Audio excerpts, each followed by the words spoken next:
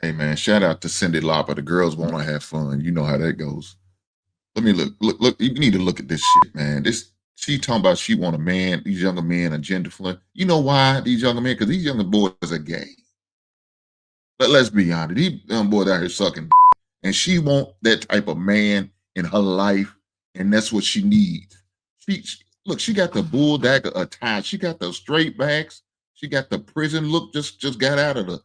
Just got finished seeing a parole officer. Do something wrong with her. Why does she keep talking about this alternative lifestyle, shit, man? Look at her. Just got out of the pen. Hey, she got on that set it off outfit. Come on, man. Look, she looks like she out on work release. She out on work release, man. She got to go report her PO tomorrow. She gonna have to pee.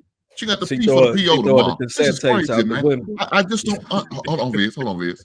I don't understand why she's pushing this agenda she's pushing, man. Why is she doing this, man? Because that's the lifestyle she want to live. Like you said, she's in Hollywood. She want to do her thing, be happy and free, and want to go to Diddy parties when he gets released too, and just have a good time, man. Now, as far as dating younger, look, I gotta agree with Aisha. I mean, I think the ladies that do that, I think they want to control them, just like the men who date younger women want to control them. That's exactly what it is. They sugar daddies and sugar mamas. They want to be able to control and tell them what to do and dictate how they move and operate. That's what they're doing. So when I see some people that young, more than likely that's what it is. Maybe a midlife crisis kicked in. He want to feel like he still got it, so he gonna get a young girl. The chicks want to go see if they get some young boys and turn them out. So I'll leave it there. Go ahead, Will. I'm gonna say one thing. I think that what's important is this agenda does not help us in the community. Like when you say celebrities get up and start talking about stuff that makes no sense and is an agenda based, that does not help us in the community. It doesn't help us build businesses. It doesn't help us build families. It doesn't help us do any of those things. So you have to ask yourself, why are they publicizing it? That's all I gotta say. The thing is, I ain't gonna lie, I was wondering what Michelle Obama's podcast was for the whole time. I'm like, dang, what is she doing with this podcast? Like, what's going on here? And I haven't watched any clips at all. I just have been seeing people talking about it. But after seeing these clips, I see what she's being used as a pawn, but I don't know by who, but she's being used as a pawn to push this propaganda, even with the things that she's been doing with Barack, with not showing up to the funerals, coming out recently saying she just want to be her, she's trying to be her own person, not even confirming nor denying the divorce, but just saying that she wants to be her own person. His legacy has nothing to do with hers. It's shocking to see how blatant and how upfront they are about it. And like Aisha said, it's not helpful to our community. And like Aisha said again, you gotta wonder why. So that's all I want to say is I've been wondering what her podcast, what the purpose was. I see now. It's really sad to see a Harvard educated woman stoop to such low vibrational conversations that don't even push the needle. She took that check. Exactly. That's exactly what it is. Why do we assume being single equals being incomplete? Because you feel that God made man and woman. I was about to say, there's two.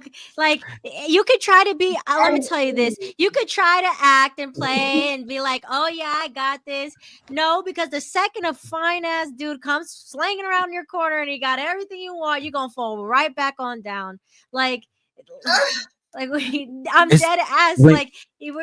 Nobody is going to be on this earth and be like, oh, yes, God, I was single my whole life. Oh, gee whiz. No one's going to do that. Everybody wants to be with somebody. And it'll get to a point where just like you get tired, right, of dating, where you're like, man, I just need to take time for myself. But at the end of the day, you do not want to die without a partner. No one. You feel incomplete. being maybe not younger, but once you get older, you know what I'm saying, 30s, maybe late 20s, 30s, mid 30s, whatever, you feel incomplete. So I don't think people assume it. I think that just comes from the natural feeling of people knowing how it feels. Because I ain't gonna lie, I'm single. I'm 31, about to be 32. I feel, even though I have kids and I'm active in their life, I just feel incomplete without having a woman. You know what I'm saying? I was just saying that the other day to myself, but you know, it just be like that. And I'm complete as a man for sure. You know what I'm saying? But I'm just speaking about in my life in general. Like, it's still more to do. Like, I want to share it with somebody. Like, you know what I mean? All right.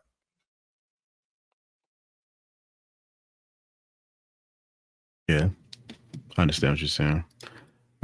This next question I got for the panel. Let me just put it on a ticker.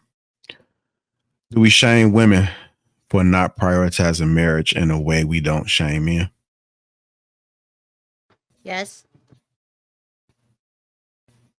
Go ahead, True. Absolutely, we do. You know, I was just telling my mom this the other day.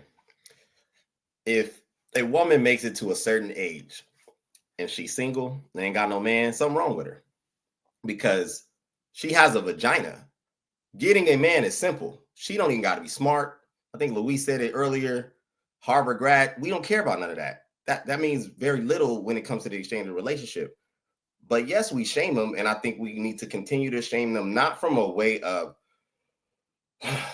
being aggressive. I just think that they don't understand how much value comes from that exchange.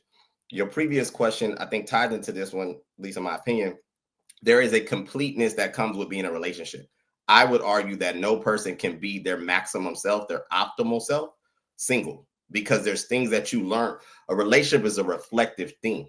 So what you assume you are like as a single, being your own judge, your own jury, will be very different when you get a relationship because that person has a different set of eyes, a different vantage point, a different emotional temperament.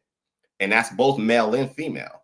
In my opinion, to be your best self, you need a relationship, whatever magnitude you want that to be, whether long-term or marriage. So yeah, I think we do shame them. I think we need to continue to shame them because if you single out here in these streets and you got a vagina that works, there's something wrong with you. And I'll end it. I don't think we should shame them. I think we should just teach them. You know, there's other ways you can teach someone something because you gotta we talk about propaganda and all this other stuff, but what's also being spread out there is that nobody should be in a marriage because of X, Y, and Z, and it's only for the government. And there's so much stuff being spread about, and I think that it's a lot of them are not doing it because of that. It's mostly because of fear.